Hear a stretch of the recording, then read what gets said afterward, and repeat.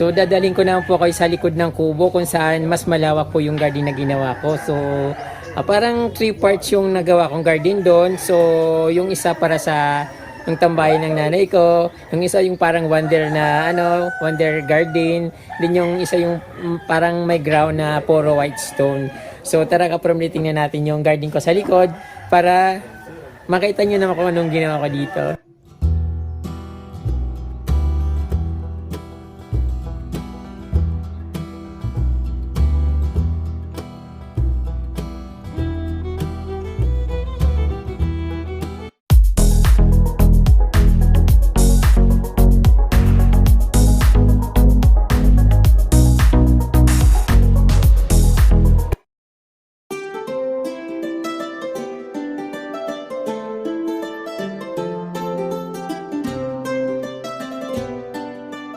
Magandang araw sa inyo mga ka-From Day. Nandito naman po ulit ako at ipapakita ko po ng buong ang aking garden. So sa haba po ng panahon na pag-gardening ko, ito nabuo ko na po yung buong compound ko dito, yung pinaka buong bakuran ay nataniman ko na po ng halaman. At ito nga po, at punong-puno na at hitik na hitik sa ganda.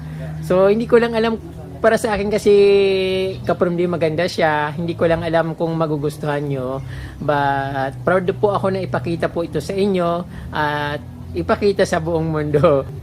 So ayan po, since pandemic or lockdown ko po sinimulan ang pag-gardening ng buong bakuran ko dito. So nung una sa harap, then unti-unti kong pinapalawak. Then ito na nga at sobrang lawak na. Ito hindi na ako nahiyang ipakita sa inyo, maging kubo man yung bahay ko or ano pa man, basta yung garden ko maganda. So medyo maaraw yung panahon ngayon mga ka-From Day, pero okay naman kasi maganda yung panahon, kaya lang yung yung liwanag hindi masyadong maganda.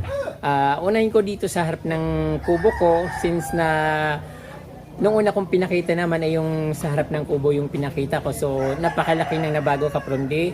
Kung dati ganun lang kalapad yung garden ko, ngayon malawak na at maganda. Pwede nga maglagay ng 2 table sa harap ng kubo. So ito ka-From Day, ito yung harap ng kubo ko at siyempre malaking naiba at maraming nabago.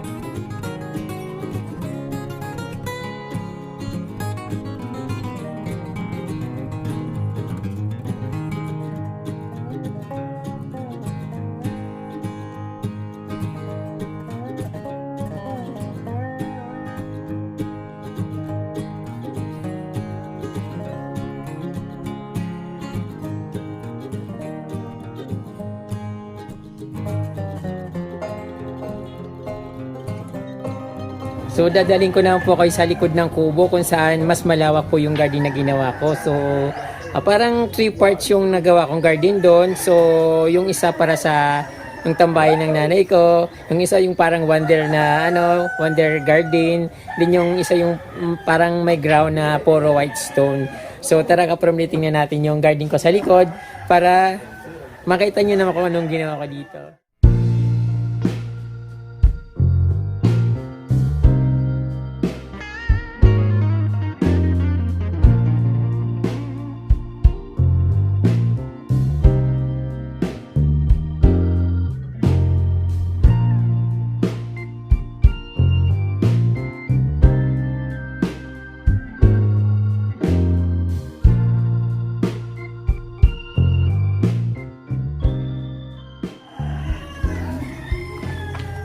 Napakalas ng mayana at pulang-pula talaga siya. Napakaganda.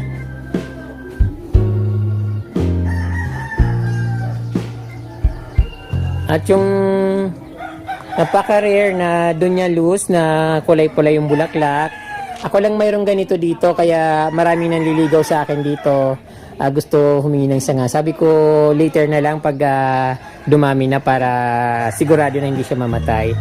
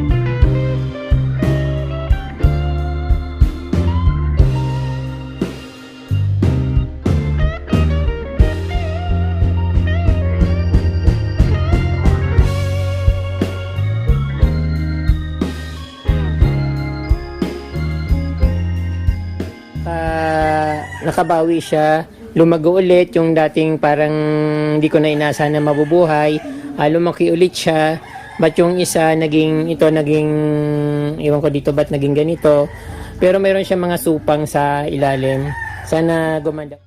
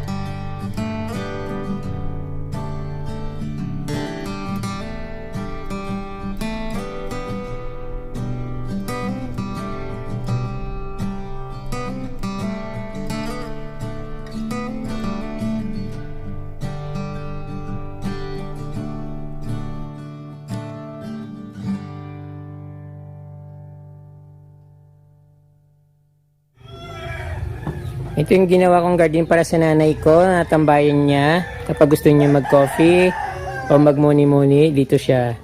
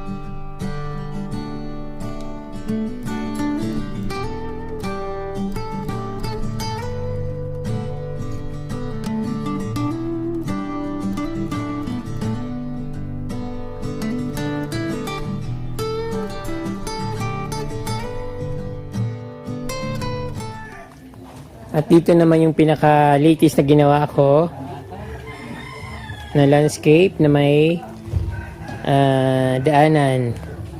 So wala itong white stone, puro natural stone, din may simento.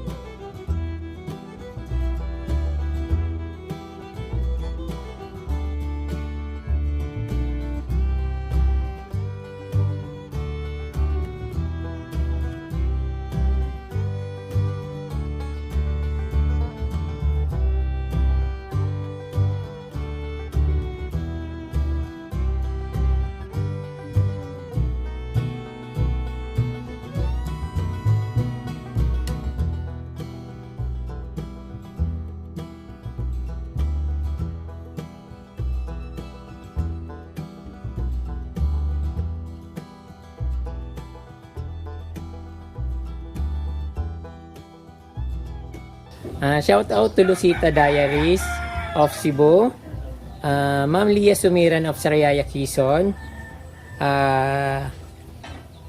Mama Ganda, nagmamaganda, si Mama Ganda. So Mama Ganda, sorry po, alam ko yung husband nyo po ay birthday sa January 25, but hindi nyo po binigay yung pangalan niya. Pasensya na po. So, advance happy birthday na lang po sa inyong husband, Mama Ganda. At shoutout din po sa isang YouTube channel, Solo Nanay ni Ayin. Solo Nanay ni Ayin. So hindi ko alam kung anong ibig sabihin ng Solo Nanay ni Ayin. So shoutout po. So ayun po mga ka-From Day, marami pong salamat sa inyong panunood. At kung hindi pa po kayo nakasubscribe, huwag niyo pong kalimutan mag-subscribe at pinutin po yung notification bell para updated po kayo sa aking mga bagong post na videos. Then, kung may time po kayo, pwede niyo naman pong i-share yung video ko para mapanood din po ng iba at makita rin yung mga creation ni Certified From Day dito sa aming lugar, dito sa Barangay Gubat, Lagunay, Camarines Sur. So, marami pong salamat at Diyos mabalus po.